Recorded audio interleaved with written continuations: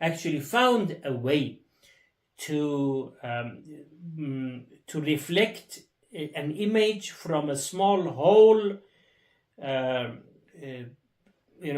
through a dark room, and that was the invention of camera that today we have. There is another great man called Abbas bin Farnas, which he, before, centuries before the Wright brothers who invented flying and aeroplane, he was thinking the first to fly, and in the course he actually lost his life also, but trying to imitate the birds, he created some wing for him, and one day he decided to fly from a height. He lost his life, but the idea of having that flight is possible was not an invention of the Wright brothers. This is a man called Abbas bin Farnas, which is on the 9th century. Another great man, and the last one, or maybe I can touch on this, of people like Abu Rayhan Biruni, Jahiz, Sharif Idrisi, Ibn Baja, Ibn Zahar, Ibn Tufail, Ibn Rushd, which is the man who is responsible for the translation of a lot of text from Arabic to other Latin languages. Jabir ibn Hayyan, Ibn Nafis, Ibn Khaldun, Imam Muhammad Ghazali, Muhammad ibn Musa al-Kharazmi, Fakhr Razi. I have not even touched the farming, the other sides of technology and history. Keeps things important and has been done by the Muslims of the world and of that time. Especially let me mention Kharazmi, who is the inventor of the English numbers, the same number 1, 2, 3, how 1 is written, 2 written, 3 written, 5 written. This is an invention of a Muslim scholar called Kharazmi. If you search internet, you will see the diagram of this, that he actually, 1 is the line with 1 angle, 2 has got 2 angles, 3 has got 3 angles, 4 has got 4 angles, up to 9, which has got 9 angles. And then we have 0, which is 0 angles. This is actually made and invented by Kharazmi, and up to today they are using. Whenever you hear any word in English starting with al, like alcohol or like algebra, these are all knowledge or science or technology which is invented by the Muslim scholars. And it's a very wide discussion. I can go and talk about these issues for centuries, for months about these issues. You can talk. When the American has actually captured the moon, 4 holes of the moon was named after 4 Muslim scholars. One of them was Abu Rayhan Biruni, and the other one was Khaja Nasiruddin Tusi. However, to talk about this issue, it's a very long, lengthy conversation. I congratulate the team of your seminar for having such a conference and discussing about these issues, which are forgotten, unfortunately, in Islamic world. If this history that we have, the European had it, they were going to conquer the world with them, and they were going to tell us, to put us all under obligations that you all human being because of us. But we have all of this noble history behind us, but unfortunately we never thought about it, and we never ponder up about our very rich culture and civilization which has influenced the entire globe. My gratitude to all of you brothers and sisters. I apologize if this was a little bit longer than I was planned.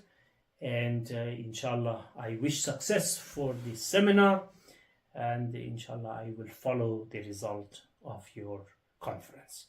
وآخر دعوانا أن الحمد لله رب العالمين.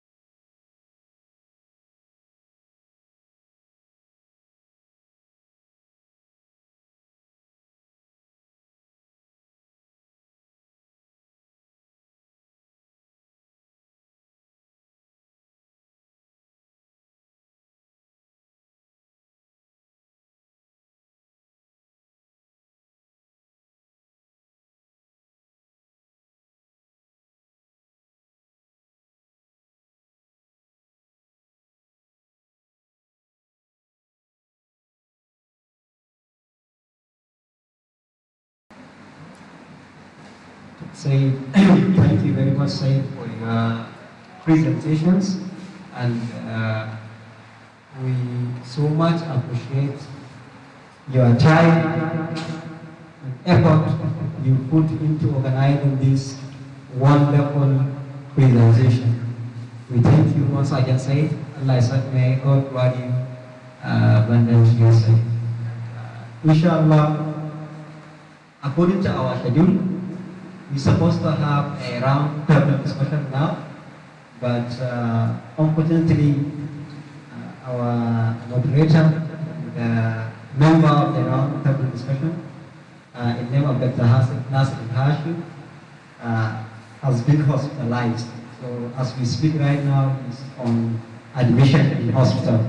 So he's sick for our prayers, and he apologizes for any inconvenience that he made this cause. So the next thing is actually it's for prayer and bread, which I think we have enough time for that.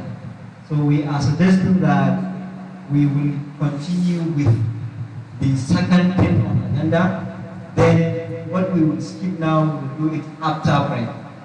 Okay? So inshallah, what we have right now is sorry.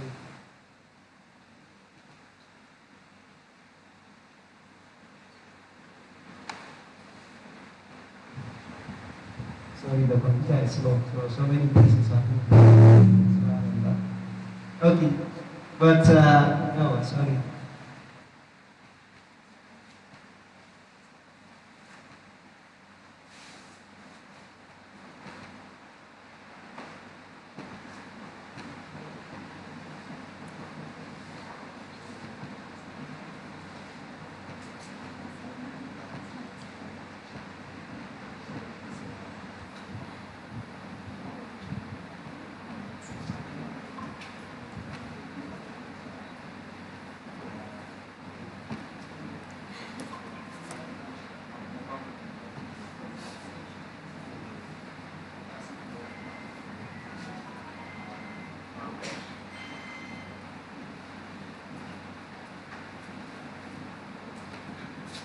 Sorry for the delay. Okay, thank you. Okay.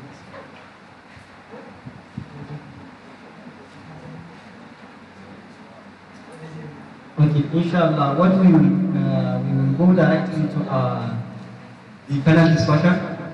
Here with us we have a special guest of honor and our mentors, our fathers, that they have been in this movement for a very long time, and we always sing along to their wisdom and their experience. We have person in name of Dr. Abdullahi Adwa, who is a director, a former director at Hassan Usman Polytechnic in Kasana, and very well known person in the academic cycle, and also a very prominent brother. So please welcome him to the table by Allah Salawat.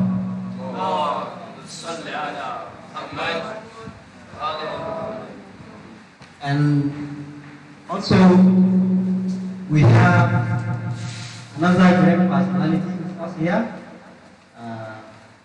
He's a very well known person. His introduction, okay, yeah, that.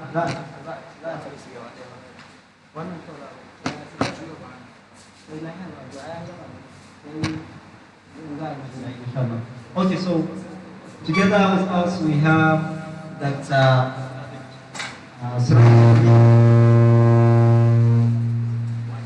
Dr. Zadadin Al-Qasim, who is the director or coordinator of medical laboratory science department at the American Teaching Hospital. He's also a very prominent person in academic cycle. Please welcome him to the table by house.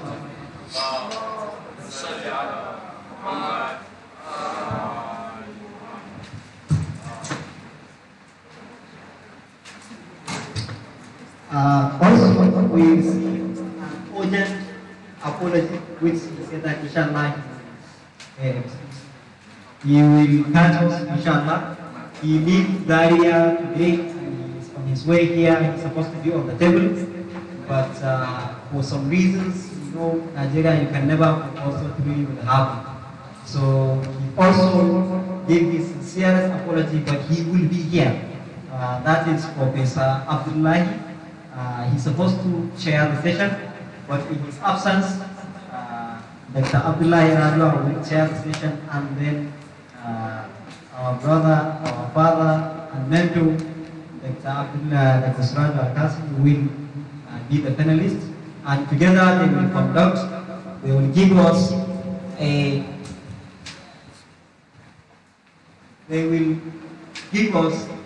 detail. You know what we mean by panel discussion? Panel discussion is a sort of engagement in conference of which all the parties has in-depth knowledge of the subject matter. So between them, they will look at it and best describe it to the audience. In that way, in such a way that the audience can grasp the topic, especially when you are dealing with a wide topic. And this topic is very wide because it is exploring the ethical dimension. Okay? The ethical dimension of science and technology, and that is very important because we are Muslim, and especially the people that the follower of Sheikh Hafizullah, we believe that everything in our life, they are supposed to be a guidance of divine guidance. And that's countless ethics. So I want to discuss these ethics that are these ethics that concern the science and technology development. And with this, inshallah, I will present to you, Malam, Dr. Abdullah Radwa, who is your last word. اللهم صل على محمد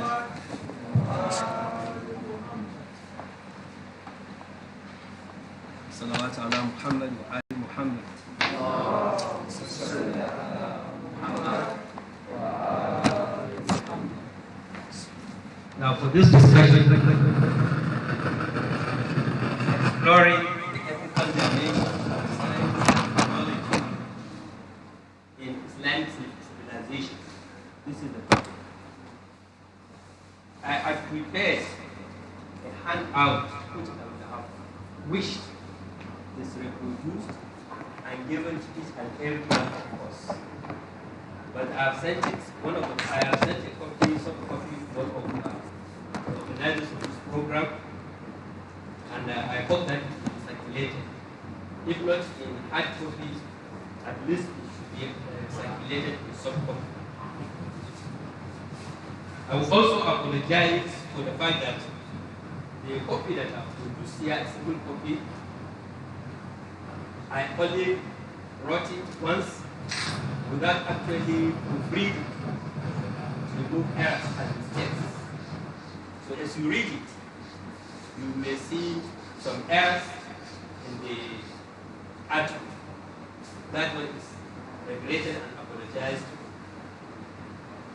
Had it been I had enough time, I would have actually done the edition to remove all the errors. In fact, this paper, I wrote it last night. I arrived at Abuja at 2 a.m., wrote part of this paper and completed it here. So I only read it as I wrote it, there was no time for me to edit it and remove errors.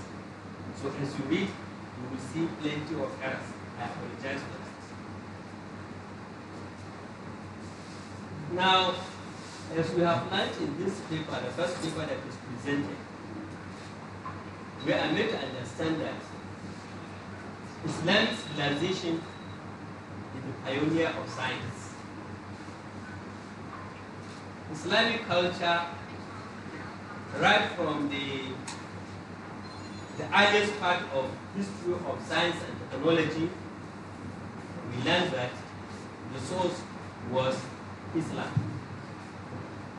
And at that time,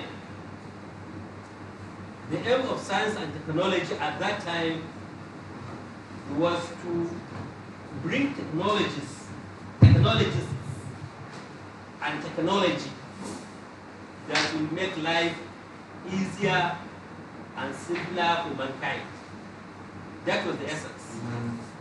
All of those things that were done were to make life easy for mankind, so that he will have better chance of performing the duty for which he was created. But later with time, with the advent of atheists, scientists, and technologists, things began to change. So now we have two types of sciences. Science and technology under Islamic guidance, and science and technology that was without Islamic guidance. The atheist science and technology. Now, what the ethical dimension is all about is the do's and the don'ts. In Islam, you are not free to do whatever you like. There is guidance. In fact, the whole of the Quran is a guidance to mankind. By guidance, it means you are not free to do what you do. You are not free to do what you feel like doing. There are things that you are permitted to do, and there are things that you are not permitted to do. Now this applies to all the Muslims, and this was the message of Allah subhanahu wa ta'ala to mankind, as brought by Prophet Muhammad, as expatiated by the holy Ahlul Bayt. Now, those do's and don'ts are what is called the ethical dimension. As this paper is saying, exploring the ethical dimension of science and technology in Islamic civilization. Meaning, what does Islamic civilization allow us, permit us to do in science and technology? And what are the no-go areas that Islam does not allow us to do in science and technology? This is all about ethical dimension in science and technology.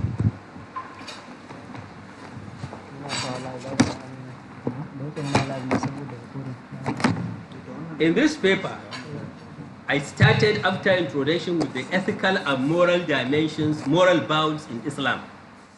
And I quoted amply from the Quran.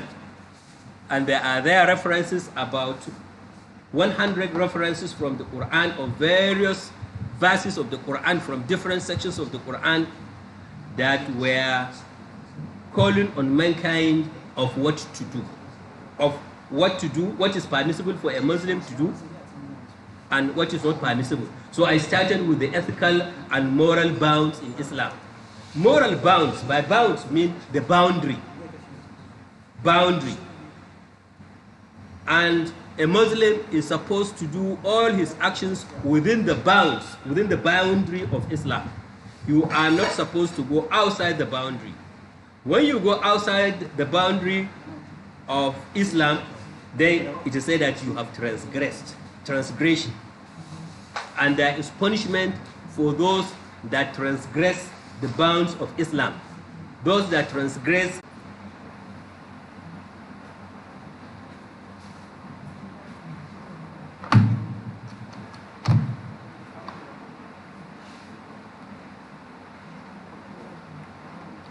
sorry.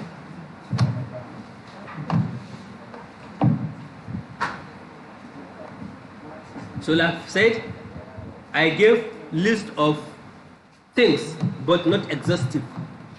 Not exhaustive. I gave only a few things that Muslims are permitted to do.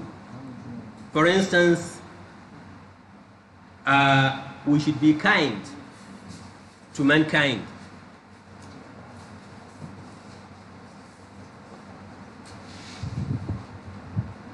We should be kind to mankind, that we should observe all the moral bounds, though I'm not reading from the text.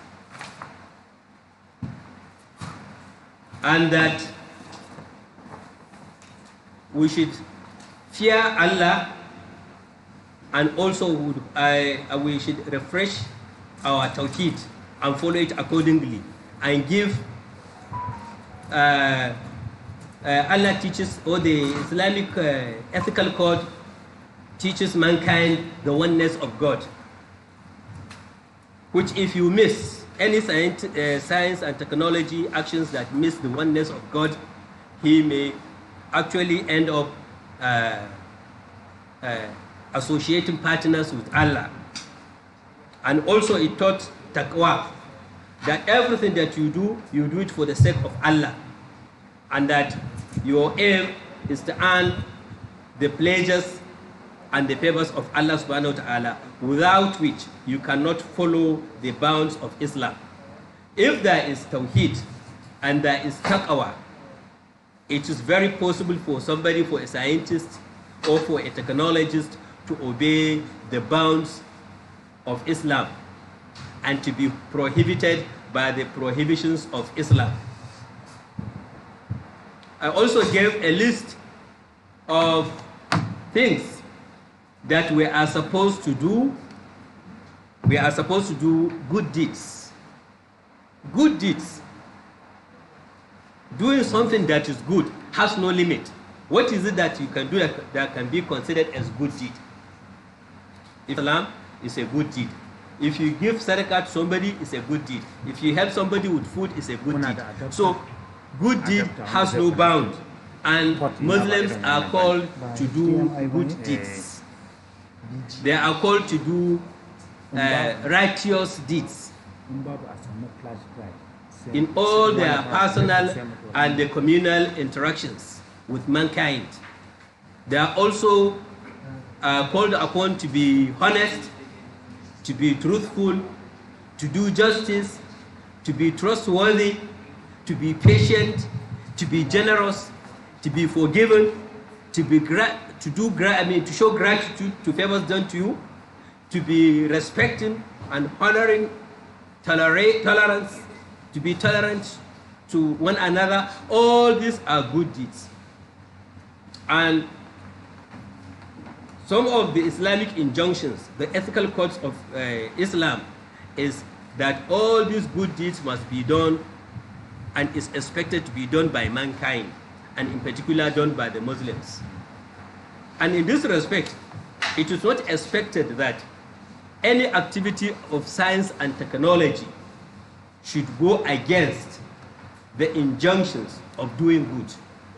All these things that are mentioned of under doing good, amr bil ma'ruf, it is expected that all activities of science and technology must also follow suit. Where science and technology goes against, instead of doing good, the science and technologists end up doing bad deeds, evil deeds, then one has gone outside the bounds of Islam, as you can see in atheist Islam and in atheist science and technology. In Muslim science and technology, the injunctions of Allah subhanahu wa ta'ala are followed. But in atheist science and technology, none of the commandments of Allah as shown in the ethical code of Islam is followed. Rather, they disobey them. Also, ethical code of Islam call on mankind to seek knowledge. This seeking knowledge is not only the Islamic knowledge, but all fields of knowledge is supposed to be followed by non-follow the Islam. There are many verses of the Quran that shows that it's only the knowledgeable that follows that believe in Allah's message, and it's only the knowledgeable that understands nature and exploit nature for making life better for mankind. So therefore, mankind is expected to have knowledge and to utilize that knowledge for the betterment of mankind on earth, and for the betterment, for keeping the earth ecosystem sound. Now what we are seeing in science and technology today is science and technology where the environment has been harmed. We have global warming, desertification, land degradation, water and air degradation and pollution. All these are because Islamic injunctions had not been obeyed. If Islamic injunctions are obeyed, you will not see environmental pollution or land degradation or degradation and pollution of the ecosystem. Ethical and moral dimensions of Islam also and equity. That is to say, in all the undertakings of man on earth, science and technologists included, is that they must show justice, and they must be fair. They must not be seen oppressive. They must not be oppressive. They must not unjustly exploit the natural resources of the earth. Otherwise, it may lead to environmental degradation. So under Islamic ethical code, it is expected that all these things to do with justice, fairness, and equity be observed by scientists. There's also the issue of responsibility and accountability. That man is the vicegerent of Allah, or the Khalifa of Allah on earth. And by this, it means Allah has trusted the earth to mankind to take care of. So mankind that are endowed with knowledge and endowed also with the teachings of Islam, morally bounded by operating within the bounds of Islam, you will see them actually using natural resources of the earth to make life better for mankind without infringing harm on the ecosystem and harm on other people and other animals.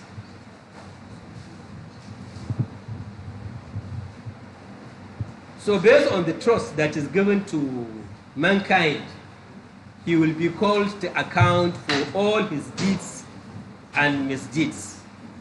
That is to say, in science and technology, scientists and technologists are responsible for what they do. There is consequences for their actions. But in ethics science, there is no issue of responsibility. They have no knowledge of responsibility, and they do not know that they will be accountable for their deeds.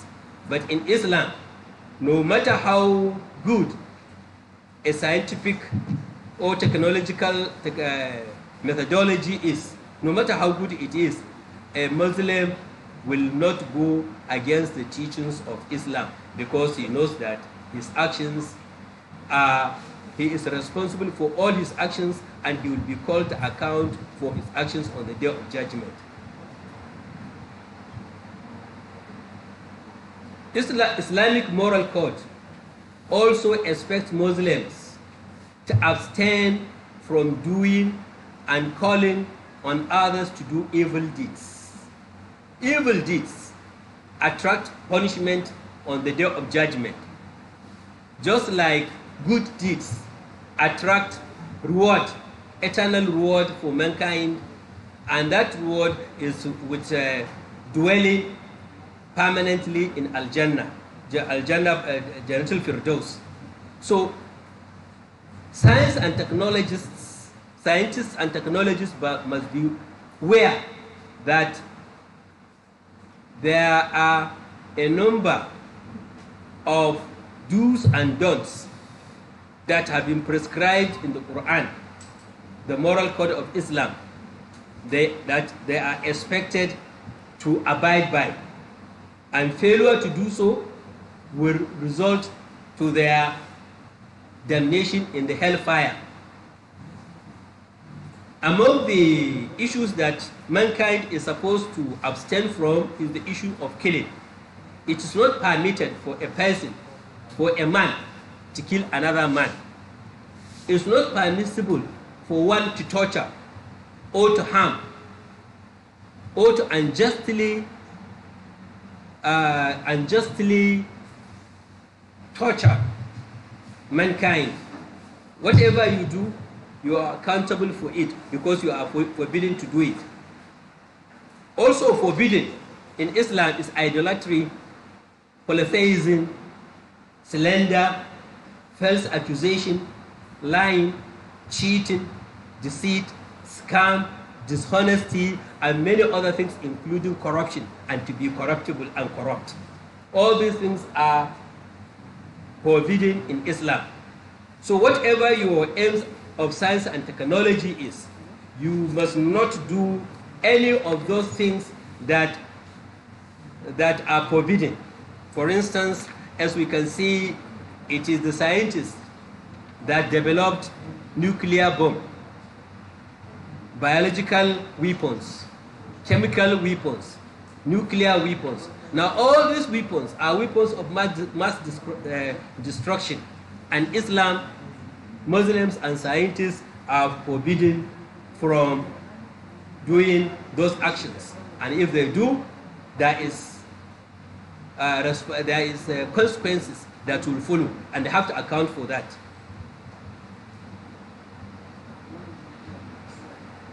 There is Islamic ethics, which is the last section of the paper. Islamic ethics, ethical dimension that regulates science and technology.